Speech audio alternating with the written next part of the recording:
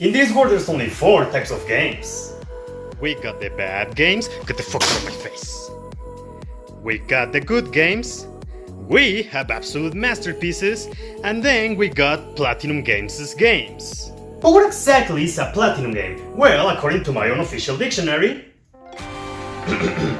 First and foremost, the game in question must be developed by the company Platinum Games, a video game that must excel in delivering blood-pumping action, a constant drive of adrenaline, and above everything, a gameplay that is so polished that it looks good, feels good, and always tries to innovate. Sounds familiar? Those are pretty much the same reasons as to why I really love the Devil May Cry series, and it shouldn't come as a surprise. Hideki Kamiya is usually heavily involved in these games, whenever he's not flexing on Tetris 99 players. Yes, I know, he didn't develop 3, 4, or 5, but this is the man that really knows about style, and those games are full with it. Platinum Games is one of those companies that I have a ton of loyalty for, and for good reason.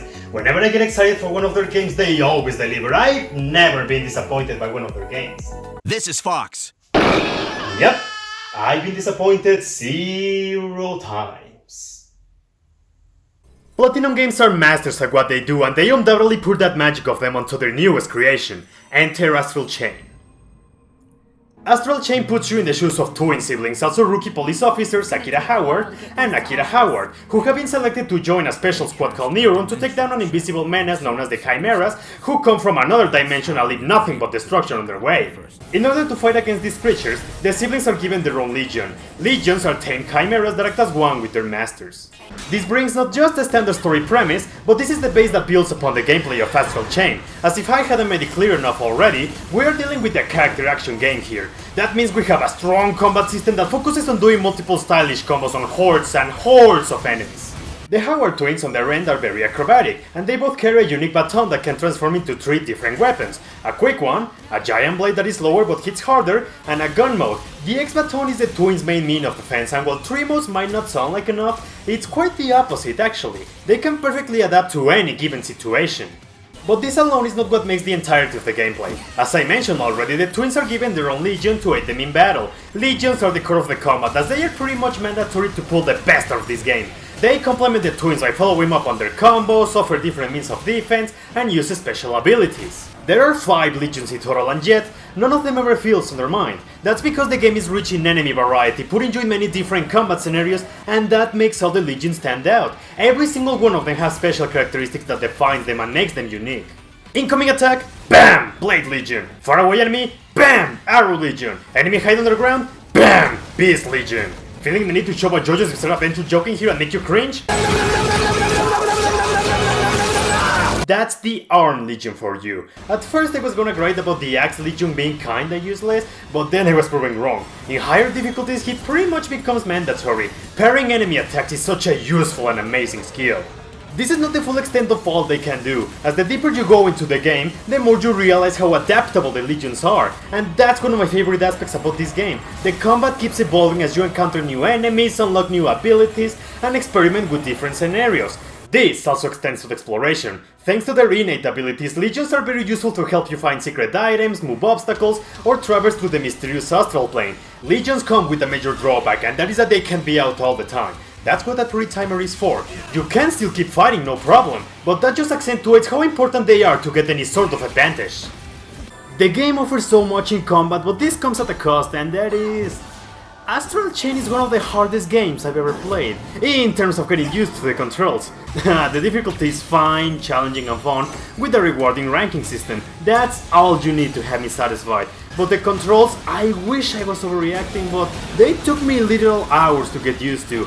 Platinum Games, while having different combat mechanics, usually have similar control schemes, so I guess that because of that mentality it took me much more to get adapted to the change. I mean, there's no jump button and you attack with the right trigger. That should tell you enough of how different they are, and it's not like they're like that for the sake of being different. The gameplay is built around them. They're up, yes, but once you fully grasp how to move your way through the world, they'll end up feeling more intuitive. Just take in mind that there's a shaky learning curve at first. This sadly extends to the game's first impressions. Weird controls? Fine, no problem, I know I'll get used to them eventually. But the first hours of Astral Chain didn't really leave a good taste in my mouth. Outside of impressively looking cutscenes, the game wasn't doing a great job in keeping my attention. This is mostly attributed to 3 factors. trying to get used to the controls. Your initial moveset is very lackluster, I understand, this is to highlight the importance of the legions, but this was outright repetitive and pathetic. And then there was the game taking its sweet time to throw you into action. I wish I was lying, but I was outright falling asleep during these moments. It was not until I got my third legion where the game started to get very interesting. Another very important complaint that must be addressed is the lock-on system in this game.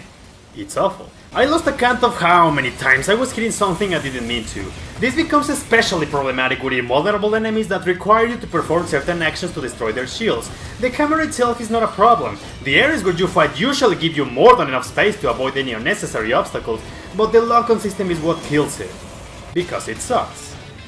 Leaving the negatives aside, combat is not the only thing Astral Chain has to offer. Whenever you set out to a mission, you are thrown into open areas where you can exert different duties as a police officer, like interrogating witnesses, helping civilians, stealth missions that are surprisingly fun considering they usually end up being bad, or my favorite activity, beating up criminals in a dog suit. These quests are divided in two colors. Blue cases are very quick activities that only give you some points and upgrades for your legions, while red cases count toward your file ranking, so it's a good idea to keep an eye out for them cause a good chunk of them are missable and you'll end up with a mediocre score because of that. I honestly really hate ranked secret missions. These are no strangers to Platinum games, but that doesn't excuse that it's stupid to lower your overall score because you didn't bother to search every single nook and cranny before and after different scenarios, although I gotta give credit to the game. In case you missed one of these cases, you can go to the file select screen and load it from a specific point so you can find everything that you missed and then leave without having to beat the file all over again. This is especially welcome because Astral Chain is surprisingly long for character action game standards, and even after your adventure ends, the game keeps offering more to do.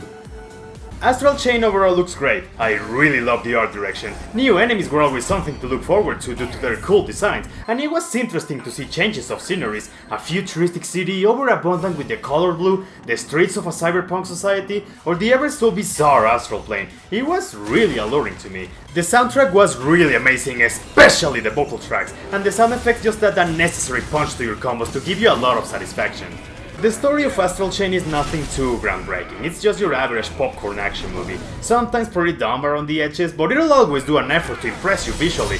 Characters are also nothing to write home about. I like their designs, but they are just there to fill a certain role in the story. I was expecting to feel some sort of attachment to your Neuron squad, but just as soon as they reveal their backstories, they're dropped off the story immediately. I will say there's only 3 characters that are quite memorable, one of them being your twin sibling Akira. But there is something about the concept of the twins that really bothers me, and that is that depending on what twin you want to play as, they'll remain silent for the entirety of the game, with the other sibling doing all the talk. Silent protagonists are not inherently bad as long as they're built for that purpose and fit the narrative, but here it makes no sense. It's obvious that they make you want to care about the relationship between these two, but that is hindered because you got one sibling doing all the talk while you just stand there staring emotionless, which is why I believe that playing as female Akira is the superior choice, and I got 3 solid arguments to back it up. Reason number 1!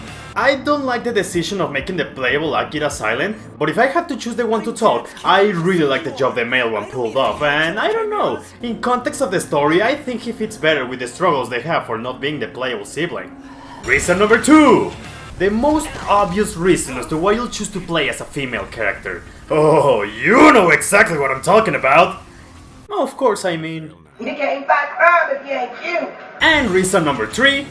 One of the game's most important battle themes, Dark Hero, has 2 different versions depending on what gender you're playing as, and I can't stress this enough, the female version is infinitely superior, and I will prove that right now.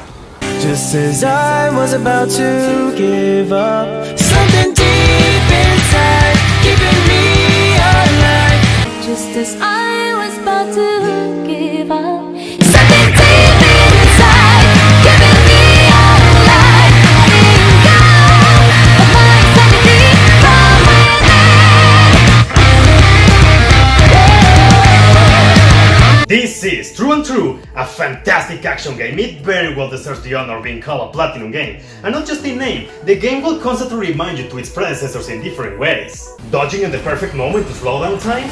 That's Bayonetta. Using the right stick to create shapes that have multiple effects in battle? You could do that in the wonderful 101. This is a no-brainer. A blade mode to cut specific sections of an enemy, and a Sandatsu technique to refill your health during battle? Metal Gear Rising. Even something as the aesthetics and text boxes reminded me so much to Nier Automata. Astral Chain combines the best elements from other Platinum games, and yet it feels and plays so differently. It just makes me wonder how this game was developed. 神谷さん問題があります。クリスマス前にスイッチゲームをできなければなりません。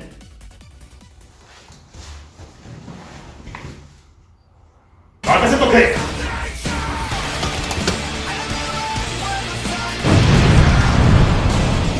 できた。